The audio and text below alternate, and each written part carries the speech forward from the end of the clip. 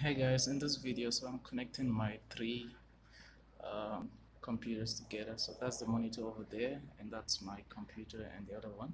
So I'm actually projecting the screen of this one to this one. So for example, you see, if I should open, let's say, my file explorer, I can move it from the screen over to the main monitor and down to the next one here.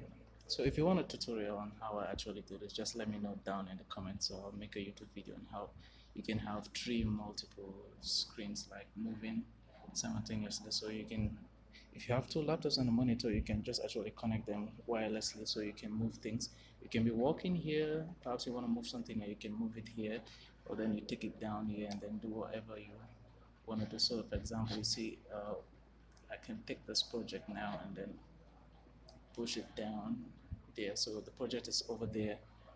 Now I can also carry the same project and then take it down there, so you can see it is moved over there. So that's how you can connect your three computers together. So it's a pretty fun stuff and also makes work easy for you. So just let me know if you want a tutorial on this. Okay, bye.